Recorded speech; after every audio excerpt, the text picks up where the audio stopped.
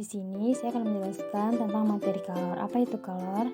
Kalor adalah energi yang berpindah akibat adanya perbedaan suhu. Jadi, ketika suatu benda mengalami perubahan suhu, contohnya misalkan suatu cairan atau benda dipanaskan atau didinginkan, maka ada sejumlah energi yang berpindah.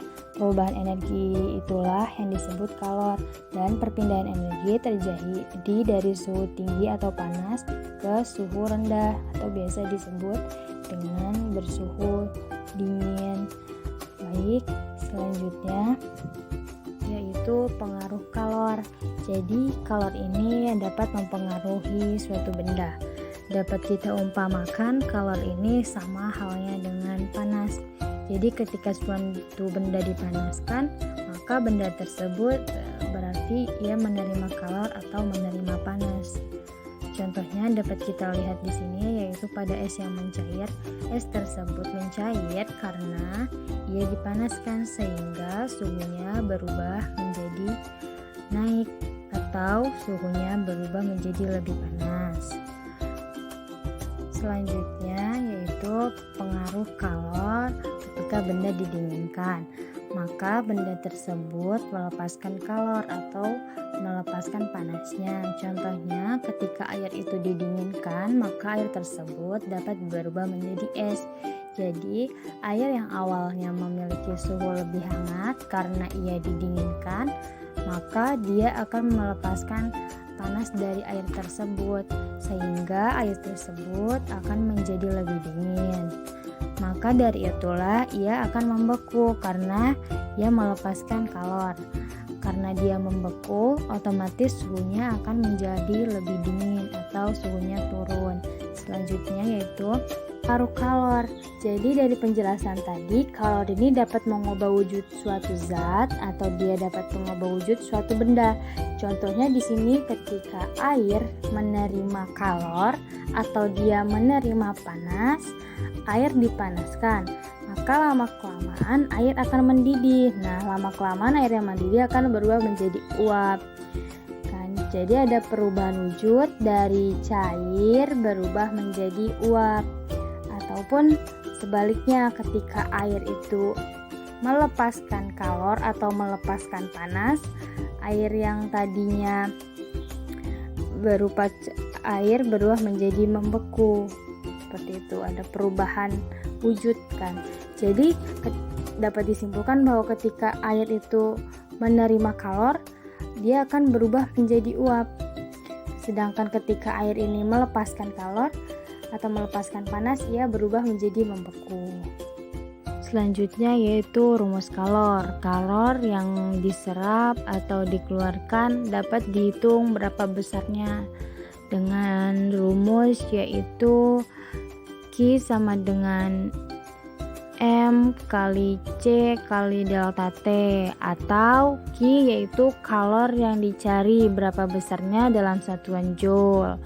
Kemudian M sama dengan massa benda dalam satuan kilogram. Jadi ketika di soal massa bendanya masih gram, jadi harus diubah dulu dalam satuan kilogram. Lalu C sama dengan kalor jenis. Kalor jenis ini biasanya sudah diketahui dalam soal. Lalu yaitu delta T. Delta T adalah perubahan suhu. Jadi suhu awalnya berapa, suhu akhirnya berapa.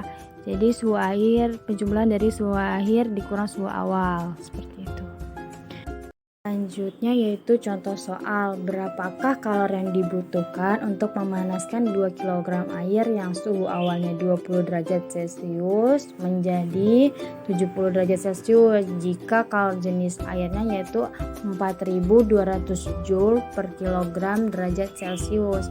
Nanti diketahui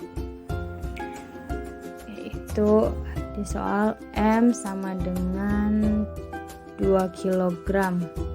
Berarti M sama dengan 2 kg. Lalu air yang suhunya 20 derajat Celcius menjadi 40 derajat Celcius, yaitu delta T sama dengan 70 dikurang 20, suhu awal dikurang suhu air sama dengan 50 derajat Celcius kenaikannya. Terus C sama dengan kalor jenisnya, yaitu C sama dengan 4200 Joule per kilogram derajat Celcius. Berarti yang ditanya itu di soal itu berapakah kalor yang dibutuhkan, berarti kalor yang dicarikan. Kalor sama dengan Q sama dengan M kali C kali delta T, sama dengan M nya itu diketahui 2 kg,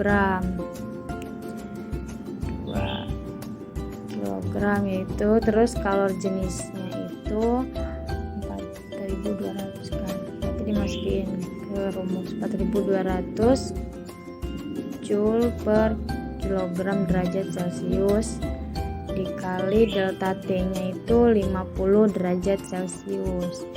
Jadi kilogram dapat dicoret dengan kilogram, Celcius dapat dicoret dengan Celcius, sama dengan 2 kali 4200 sama dengan 8400 dikali 50 Joule sama dengan 420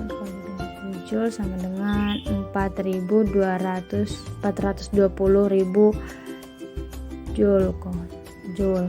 Terus kita ubah menjadi kilojoule, yaitu sama dengan 420 kilojoule. Sekian penjelasan saya tentang materi kalor untuk memenuhi tugas UTS. Lebih kurangnya saya mohon maaf. Wassalamualaikum warahmatullahi wabarakatuh.